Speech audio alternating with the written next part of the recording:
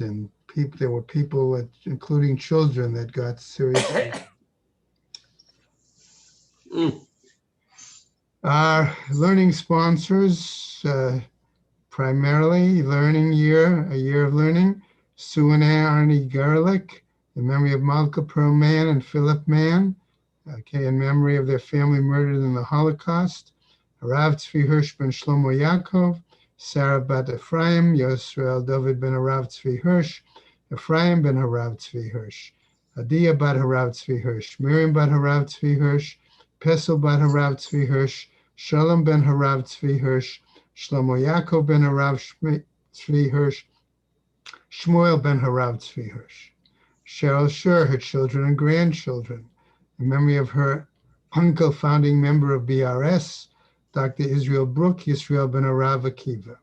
Marcia Federbush and family, in memory of her husband, Dr. Oriel Paul Federbush, Oriel Pinchas ben Harav Shimon. Sharon and Fred Liska, their family and many friends, in memory of her dear mom, Harriet Friedman, Edelbert Yaakov. Leslie and Gail Kaplan, in memory of their parents, Harry and Marjorie Siddell, and Irving and Pearl Kaplan. Friends of Avi Gidler, Avram Meir ben Shimon, and Martha Gidler, Shana Bas Yeshaya. Friends of Toby Peres, Sarah Tova bat Yisrael Dov. Friends of Malka Levi, Malka bat Yosef. Friends of Joe Wolf, Yosef ben Chaim, and the many friends of Dr. Marvin Blush, Moshe Shalom ben Yitzchak Halevi. We also have a month of learning by Haran and Mel Haller, in memory of her father, Yosef Eliezer ben Tzvi Hirsch, by B. Pizer, in memory of her father, Yitzchak ben Shmuel, and Mordechai and Miriam Burr, in memory of his mother, Manya Bas Harav Shimon Halevi. Stanley Presser, in memory of his wife, Chayalea bat Zev HaKohen. A week of learning by Bonnie Galb Jackson, in memory of her father, Mordechai Yoel ben Benyamin, and by Judy and Michael Poretsky, in memory of her mother, Rezel Bas Yehuda Leib. And earlier this week, a day of learning was given by Carol Rosen, in memory of her husband, Moshe ben Avram Chaim HaKohen. And as of Sunday, a day of learning by Corinne Greenwald, in memory of her husband, Yitzchak ben Pinchas. May the Neshamas have an aliyah, crank Rafia Vati Yeshua Shema Tzaliyah, and L'chol B'nai Yisrael a good Geben Shtiyar. Amen. Okay. The Gemara today is starts in the top of Yud Tet Amud Aleph. Okay. Now, remember we saw that on the bottom of the previous Amud, the Mishnah said that the Kohen Gadol who had been sequestered was handed over to another group of Kohanim, okay, the elders of the priesthood, okay, and they made him take an oath. They wept on both sides, and then certain other items continued. If he could darshan, he would darshan. If he could only read Torah, he would read Torah, or they would read to him, so on and so forth, and then suggested what might be read to him. And I ended yesterday by saying we'll have to see if the Gemara ultimately suggests why those particular sources are mentioned. But before that, okay, we have to come back to the example, okay, that they brought him to Beit Avtinis, right, at the very beginning of the Mishnah. And we indicated that that was the location where the incense was made, okay? And so that's where our Gemara is going to begin. On Yud Tet Amud Aleph, the top of the Amud, Tana Lelamdo Chafina, that the Tana is coming to teach us that they brought him there in order to teach him how to take the handful of incense. And we're going to see that that is apparently one of the hardest aspects of the avoda. However, before we get to that detail, we come back to the discussion of the locations. On the one hand, we said that the Kohen Gadol was sequestered in one location, right? The Lishkat Parhadrin. Another, now we're saying he's being brought to this other location, okay, Beit of Timus. And so we get into, again, a little bit of geography, if you will.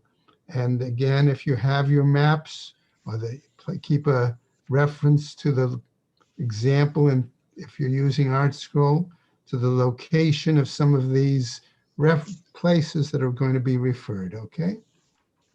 Amar Rav Papa, Shtei Lishkot hayu lo leKohen Gadol. According to Rav Papa, there were two locations for the high priest. Echad Lishkat Parhadrin, one, the Parhadrin chamber, ve'echad Lishkat Beit HaAvtinis. Another was the chamber of Beit Avtinis. Echad B'tzafon ve'echad B'darom. One was in the north and one was in the south. Echad B'tzafon. How do we know one was in the north?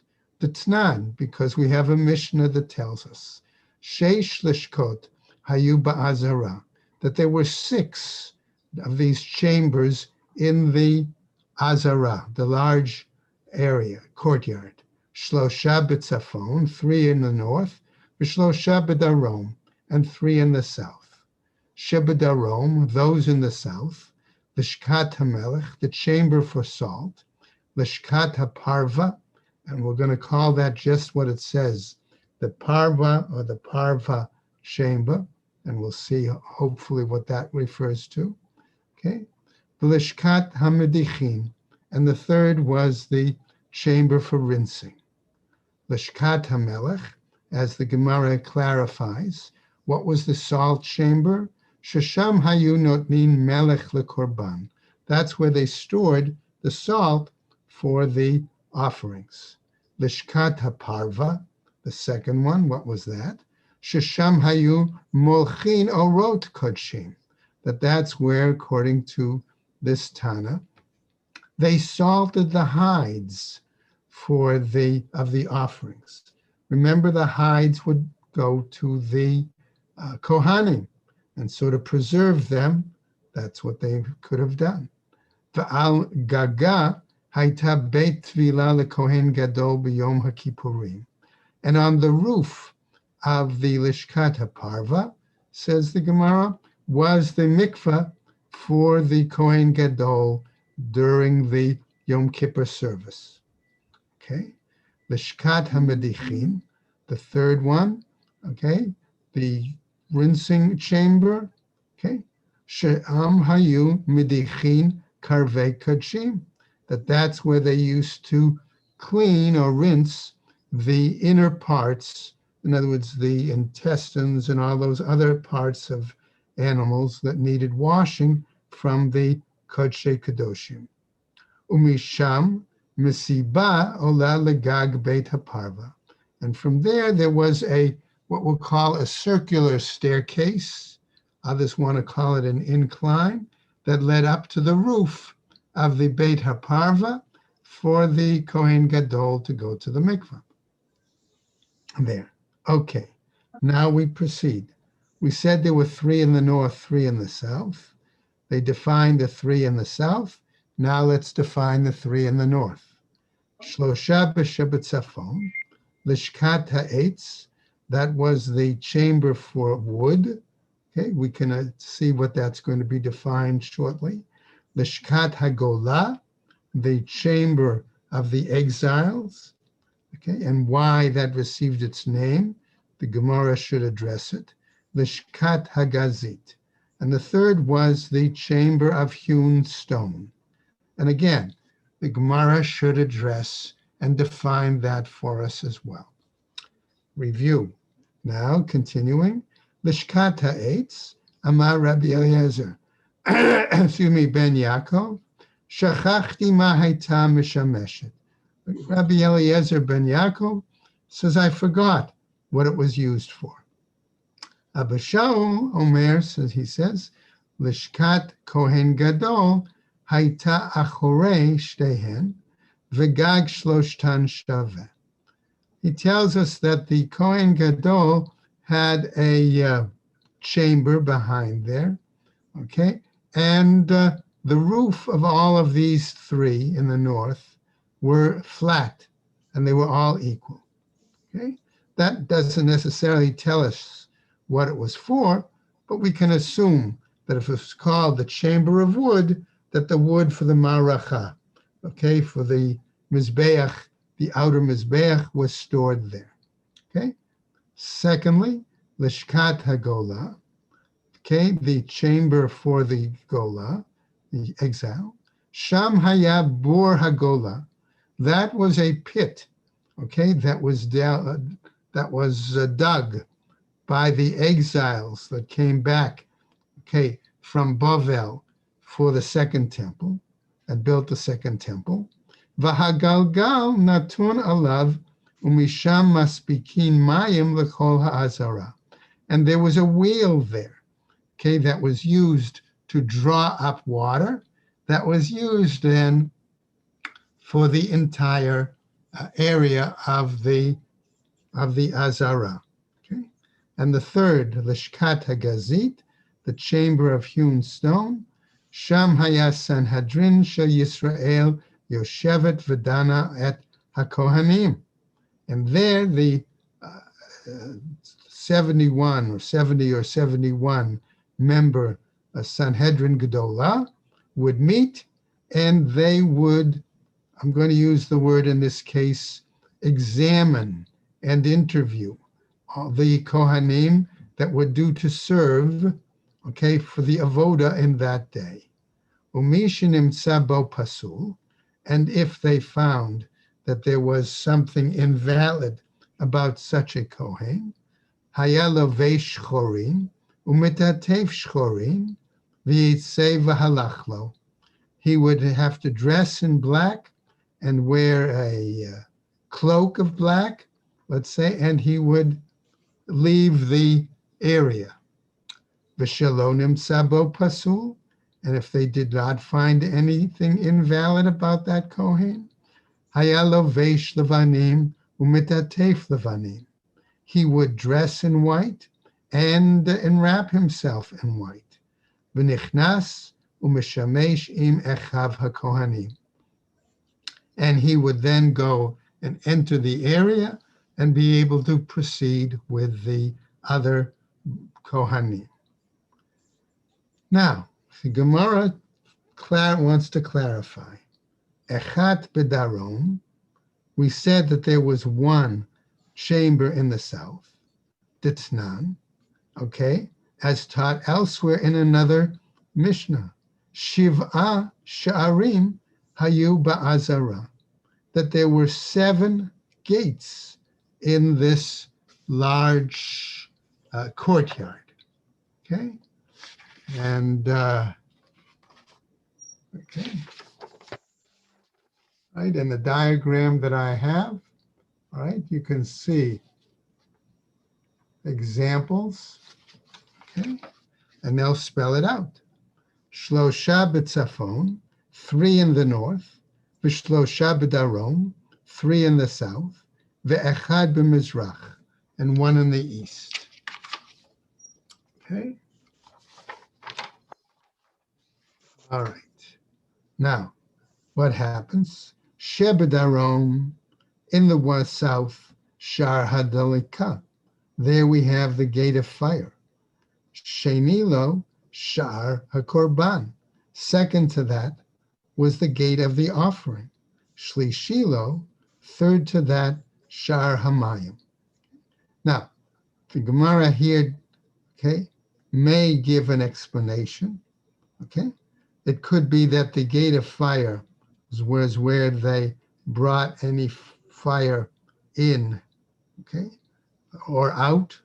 The gate of the offering, they brought the animals in through that gate. And the Shar Hamayim is where, when they needed to bring water for the Nisuch Hamayim, the water libations, they brought it from outside the city and through that gate. Shebis Mezrach, Sha'ar Nicanor. On the east was the gate of Nicanor. Okay, in my diagram here, okay, That is, you see the steps and that large gates that were there. Okay. Ushtei lishkot hayusham, and there were two chambers, okay, on either side, right? This diagram shows them marked as numbers 16 and 17, Lishkat Pinchas HaMalbish and Lishkat Osei Chavitin. And the Gemara is going to tell us that in a moment. Echad Lishkat Pinchas HaMelavesh, one was the chamber of Pinchas the dresser. In other words, that's where the garments of the Kohanim were kept. The Echad Lishkat Osei Chavitin. And the other was the chamber where the griddle cakes were made for the Kohen Gadol. Shebetzafon, and in the north, Shar Nitzotz, there was the gate of sparks. Okay, Binyan Achsadrahaya. And the Gemara now, however, adds a little more detail. What was this gate of spark? In other words, perhaps there was an ongoing hearth there, and that fire then was always used to kindle, okay, a larger fire in the Azara. Binyan Achsadrahaya, says the Gemara, that this was a kind of like a portico, okay? Va'aliyah benuya lo al gabav, and there was a second story, I'm going to explain it that way, built on top of this open portico. Remember, it had pillars, but it wasn't enclosed. On top, a second story. And on this second story, says the Gemara, Sham Kohanim Shomrim Milamala, Milaveim Milamata. Okay, hold on a second. Buenos dias.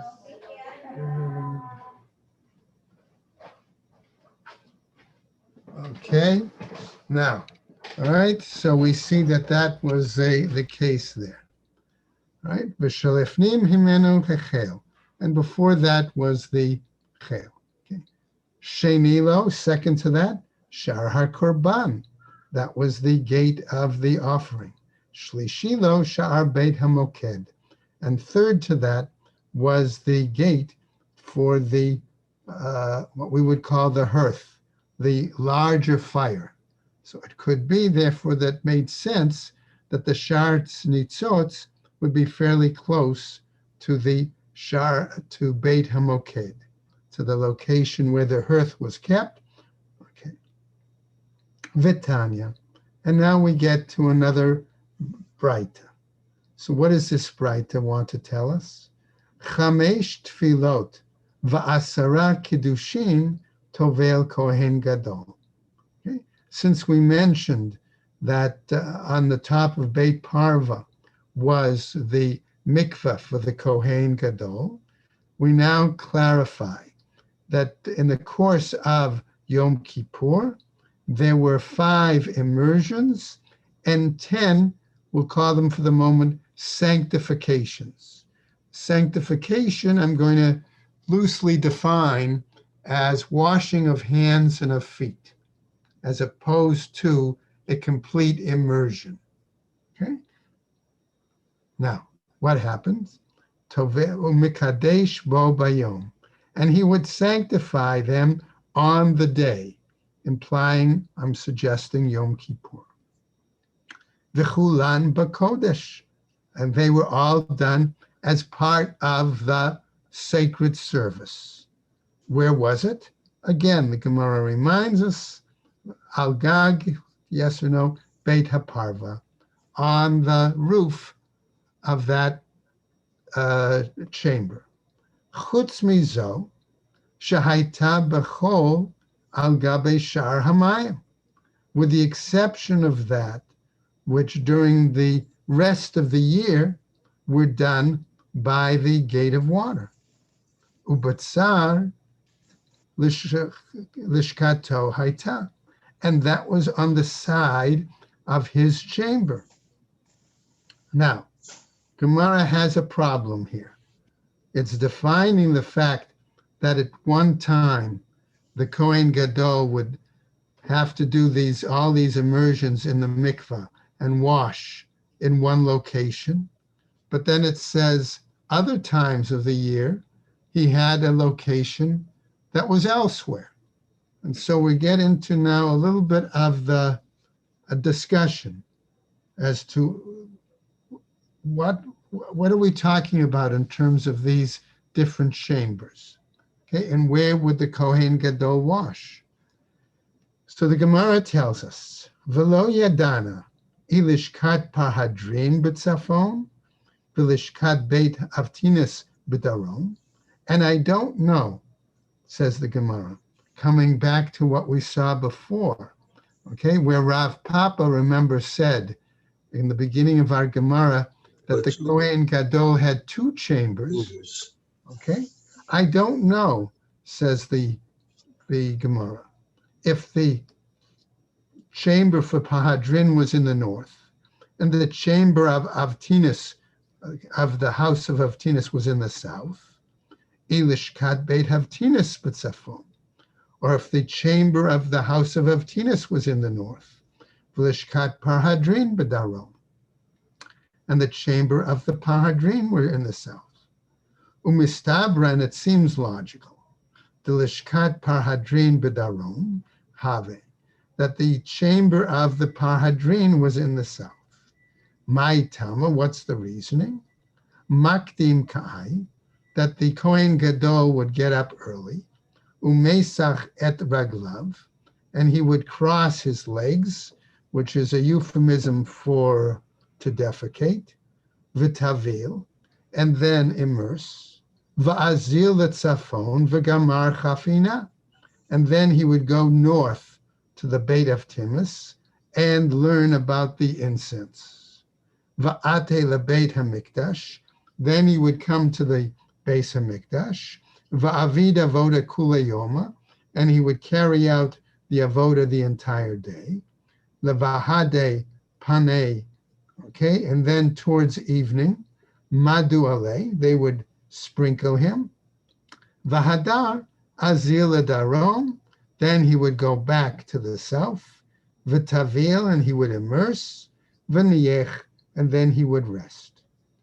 The iyamart l'shkat parhadrin b'tzafon, because if you were to say that the parhadrin chamber was in the north, makdim kai, he would have to get up early, umesech raglav, cross his legs, defecate, va'azil darom, and then go back down to the south, v'tavil, and then immerse, v'gamar chafine, then go back and learn the incense, va'ate lebeit hamikdash, then go to the Beit Hamikdash, va'avid avoda kula yoma, and carry out the avoda the entire day, lahade pane, and then towards evening, madu ale, they would sprinkle him, v'hadar azil darom, then go back and then go to the south, v'tavil, and immerse, ubai, and then come umahader, he would have to go back, umazil l'tzafon, and then go all the way back up to the north, and umenach, and then rest. Umi tarach matrachinan le kulihai, and would we make the Kohen Gadol, excuse the expression, do all this schlepping back and forth and back and forth? Okay, that's the question, right? Alma lo, logically no. Matrachinan le tfei, we would be, right, taxing him too much. The eat sedukehu lifrosh. Maybe if he were at Saduki, it would be different, and we would require him all this back and forth.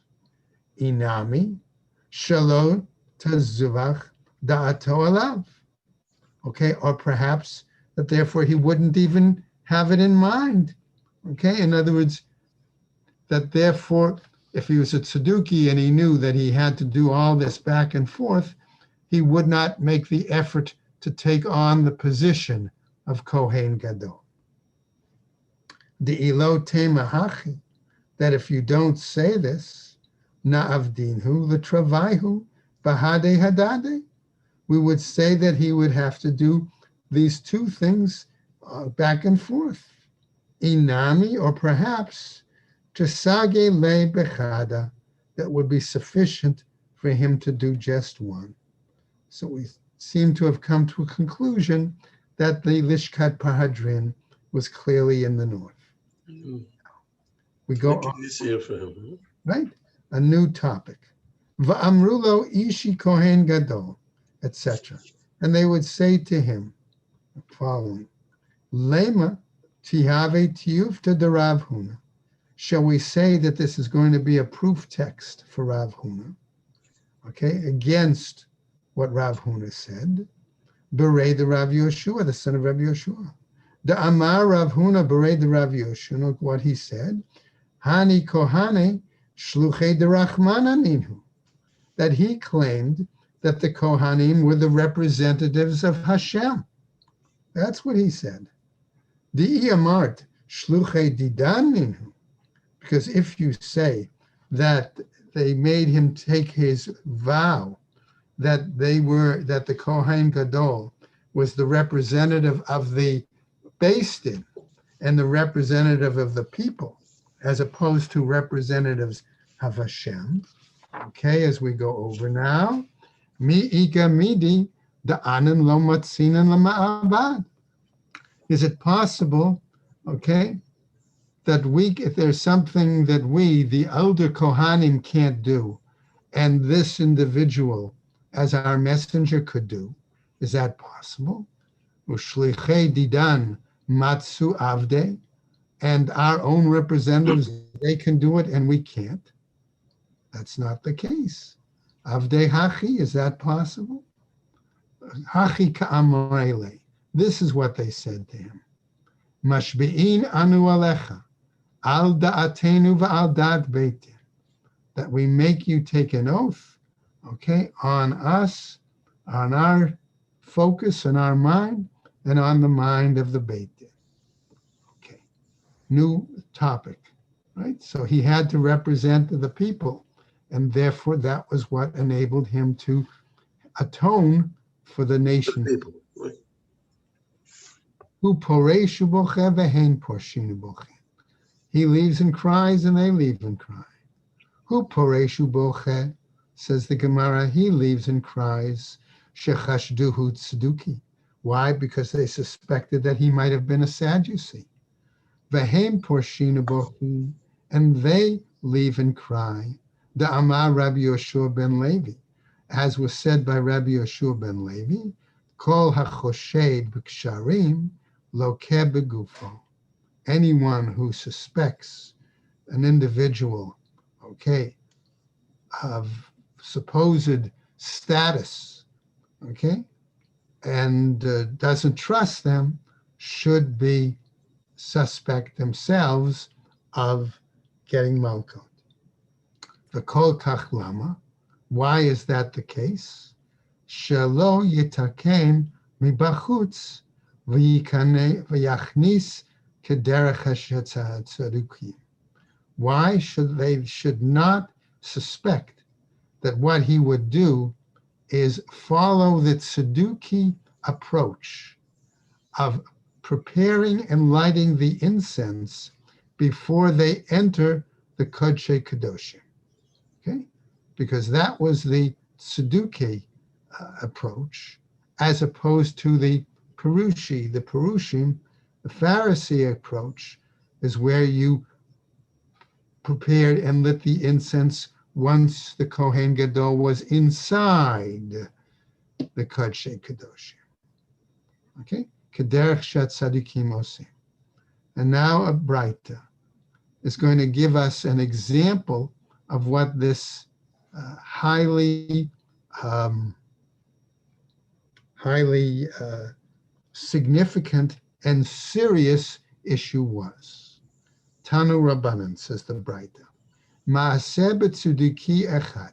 There once was an incident with a certain Kohen Gadol who was a Tzeduki.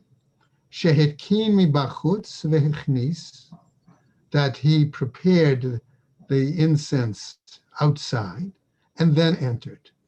B'yetziato haya somech simcha gedola. And when he left, okay, he was overly joyful. Pagabo aviv. His father met him. Amar lo bani, and he said, my son, afal pi shahat sidukin anu, even though we are Sadducees and follow their practices, mit ya'rin anu min haprushim. We have awe, respect, let's say, for the prushim. Amar lo, the Kohen Gadol Tzeduki responded to his father, Kol yamai ha'iti mitzta'er al hamikra hazeh. All my life, I was troubled by the following pasuk. It says, Ki ba'anan ira'eh al hakaporet, because in the cloud I will be seen on the kaporet. Amarti, and I said to myself, Matai yavo liyadi va'akaimenu, at what point will come to me the opportunity that I can fulfill this? Achshav sheba liyadi lo akaimenu, now that I have this opportunity, I shouldn't fulfill it. In other words, I shouldn't do it the Tzeduki method, because if you wait and go in and then do the incense, then of course the entire Kodesh Kadoshim is full of the incense smoke and nothing could be seen. Amru, and people said, Lo hayu yamin mu'atim ad shemet. There were not many days, and then that Kohen Gadol Tzeduki died. V'hutal ba'ashpa, and his body was thrown on the ash heap. Oh boy. Okay? V'hayu tola'in yotz'in b'mechatmo, and the worms were coming out of his nose. Okay? Why dafka his nose? Okay? Because he was supposed to smell the incense. So it's an example of midah keneged midah. V'yeshomrim b'yitziato nagaf. And there are others say that when he left, he was suddenly struck. Datani Rabbi Chia, okay? As Rabbi Chia says, Kimin kol nishma ba'azara, that there was a large noise heard in the courtyard. Shaba malach v'chabato al panav, and that an angel came and it kicked him on his face. V'nichnesu echav hakohanim, and his brethren, the other Kohanim, came, umatzu, and they found him. Okay, how did they find him? What did they find? Kikaf regel egel bein ktefav, that there was the likeness of the footprint of a calf, okay, on him, okay, between his shoulders. Shneamar, as it says, V'raglehem regel yishara, v'kaf reglehem kekaf regel egel. Okay, that their legs, okay, the angels, right, the four chayot, okay, around the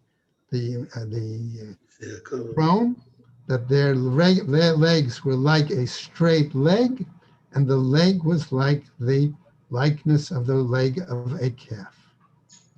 Okay. Now, another new section for our text, right? Tells us as follows. Okay, Amar Rabbi Zechariah Kevuto, he said, Matnela Rav Chanan bar Abba. Rav Chanan bar Abba taught the follows, L'chia bar Rav Kami de Rav.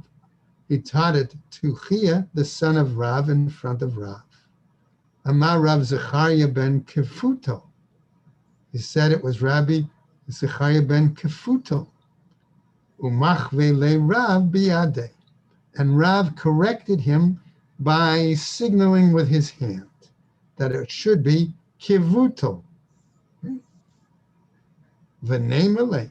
So the Gemara asks, so why didn't he just tell it to him? Meimar kriyat shma Havikari, that the Rav was in the middle of reciting Kriyat Shema, and therefore he wouldn't speak. V'chihai gavna mishari. And are you saying that in this case, something like signaling with a hand while one is reciting Shema is acceptable? V'ha'amar Rabbi Yitzchak, bar Shmuel, bar Marta. And didn't Rabbi Yitzchak, the son of Shmuel, son of Marta, tell us as follows? HaKorei et Shema, lo yirmoz be'enav. One reciting the Shema should not hint with his eyes, v'lo yikrotz b'sfatav, nor move with his lips, v'lo yoreh be'etzba'otav, and not signal with his hands or his fingers. V'tanya, and elsewhere another Braita teaches, Rabbi Elazar Chisma says as follows: HaKorei et Shema u'miramez be'enav, one who recites Shema and hints with his eyes, u'mikaretz b'sfatav, or moves his lips, u'mar'eh be'etzba'o, okay, or shows with his finger. Alav hakatuv omer, about him the text says, v'lo oti karat Yaakov, okay, that it wasn't about me that Jacob called out. In other words, it's as if one is supposedly doing one thing for Hashem, but could be suspected of doing something else by these other movements, okay? It's as if one is hinting that they're actually thinking about two different divine beings. Lo kasha. No, says the Gemara, that's not problematic. Ha, beperek rishon. In one case, we're talking about the Shema and V'ahavta. V'ha beperek sheni. And in the other case, we're talking about the second chapter of the Shema, right? V'hayam shmoa. Tanu Rabbanan. But we have a Braita that tells us as follows: V'dibarta bam, you shall say them. Bam v'lo b'tfilah. That refers to the Kriyat Shema and not in regards to the Amidah. V'dibarta bam, when it says you say them, bam yesh lecha reshut ledaber. With them, you have permission to speak. V'lo b'dvarim acherim, and not with other things. Rebbe Acha Omer. So what does Rebbe Acha say here? V'dibarta bam, namely you say them, aseh otan keva, va'al ta'asem arei, that you make them fixed and you don't say them temporarily. Okay. Amar Rava, says Rava, hasach sichat chulin. Rava tells us that one who speaks idle chatter, over ba'aseh, transgresses a positive commandment. Shana Amar, it says, V'dibarta bam, and you shall say these words, bam v'lo b'dvarim acherim, and not other words. Rav Acha bar Yaakov Amar, he says as follows, Over balav, one may even be transgressing a negative commandment. Why? Shnei Amar, because the pasuk says, Kol hadvarim yagiim lo yuchal ish ledaber. Again, okay. We now come back to a new Mishnah, right? Again, our Mishnah is going to focus once more on the sequestered Kohen Gadol, okay? Let's assume that at least he sleeps during that week in the Lishkat Parhadrin, okay?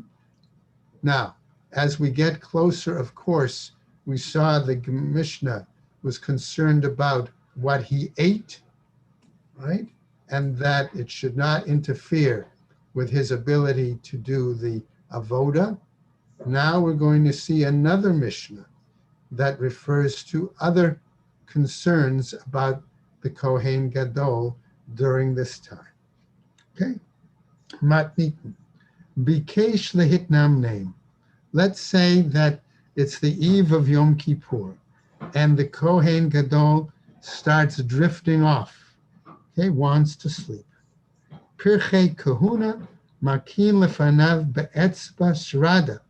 The young Kohanim, okay, would strike their finger, their middle finger. In other words, they're going to snap their fingers to make a sound. Okay, that's what they would do. Va'omrim, and they would say to him, Ishi Kohen Gadol, Mr. Kohen Gadol, Amod v'hafeg echat al haritzpa. Stand up and put your bare feet on the cold floor. Okay? In other words, chill out, really, literally. Okay? Ma'asikin oto ad she'yagia zman hashchita. And they would involve him in all sorts of things, okay, until the time that was early to do the slaughtering. So the Gemara picks up Ma'itzrada. What do we mean by the middle finger? Amar Rav Yehuda, says Rav Yehuda, Sarta Dada. It's the rival of the thumb. Ma'i Godo. Opposite what? The thumb. Okay, because to snap your fingers, right? Your thumb and middle finger have to work. Right. Machve, he showed him. Va'omre lo ishin. Oh, I'm sorry, Machve, they showed Rav Kahuna. Va'azal kala bekule be Rav. Rav Kahuna showed him how to snap the fingers, and this went out and made a large sound in the entire Academy of Rav. Okay, new piece. Va'omrim lo ishi kohen gadol hafeg echat al haritzpa. And they said to him to get out of bed and stand barefooted on the cold floor. Amar Rav Yitzchak, says Rav Yitzchak, al chadat. Okay, they were talking about here that they would tell him something new. In other words, tell us something unique, something different. Maihi amrele achve keda. Or they would have him do something. Says the Gemara, they would have him do certain kinds of bowing. And this bowing, at least to me, was reminiscent of doing push-ups, except doing it on your thumbs instead of your whole hand. Okay? Uma'asikino to ad shegiya zman shchita. And when we say that he did it until the time of shchita, Tana, we teach it as follows. Lo hayu ma'asikino to lo benevel velo bechinor ela bepeh. Okay? What would they do? They would involve him, not by playing an instrument like a lyre or a harp or things like that, but they would sing to him. Okay? Umahayu omrim, and what would they say to him? Im Hashem lo yivne bayit shav amalo bonim bo. In other words, they would encourage him to realize, okay, that he was carrying out divine service and that this was to be his main focus. Okay, Mikre Yushalayim. Let me hold on a second.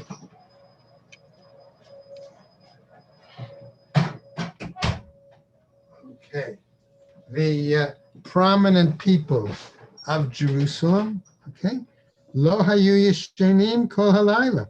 They stayed up all night. They didn't sleep. Why? Kadei sheyishma kohen gadol kol havara, so that they would be able to hear the sounds of the kohen gadol preparing. V'shelo tehei sheina chofa tafto, and that sleep would not, so to speak, steal him away, kidnap him. Tanya. And now we have another braita. Abba Shaul Amar. What does Abba Shaul here tell us in this example? Okay. Af begvulin hayu osin kein. He said that even in some of the provinces, people would stay up late. Okay. Zeichel HaMikdash, as a reminder of and as a memorial to the Beis HaMikdash. Ela shahayu chot'im. but because people stayed up late, they got involved in behavior that was inappropriate. Okay, sexual behavior. Amar Abaye, V'itema Rav Nachman Bar Yitzchak, and others say it was Rav Nachman Bar Yitzchak. Tirgama Nahar Da'ah. It will explain this as referring to Nahardeya. The Amarle Eliyahu the Rav Yehuda Achva de Rav Sela Chasida, as supposedly told by Elijah to Rav Yehuda, the brother of Rav Sela Chasida, Amrito. So we say as follows: Amai lo ate Mashiach. Why hasn't the Messiah come yet? Vaha ha'idna Yom de Kippurehu. Okay, but today is the Yom Kippur, the Day of Atonement. Ba'aba'o kama batulta b'naharda. And why? And what happened was that there were sexual activities going on in Nahardeya. As it was during that time, that was inappropriate. Amarle HaKadosh Baruch Hu Mayama. So the Kadosh Baruch Hu says, what did he say? Amrale, he said to him, let's just go over a little bit, top of Kaf, the Fateh Chatat Rovates. Okay, that sin, so to speak, waits at the door. The Satan Mai, what do we mean when we say that sin or Satan waits at the door? Amarle, Satan b'yom de Kippure, lit le reshuta la'astune mimai. We say that on Yom Kippur, Satan has no ability to prosecute people. Why is that the case? Amar Rami Bar Chama, he says, Hasatan Bigmara, Satan in Gematria is what? Tlat Mea Veshitin Va'arba'a Have, 364, right? Tlat Mea Veshitin Ba'arba, Yome Idle Reshuta La'astune. 364 days, Satan has permission to act as accuser, all right, to prosecute. B'yom Kippur, Reshuta La'astune. And on Yom Kippur, he does not have permission to act as accuser to prosecute people. Okay, We'll stop right there. right. Wish everybody a good Shabbos. Shabbos, All right. Stay well. Take care, everybody. have a great Shabbos. Yay. Good luck. Well, Omer. Thank you very much.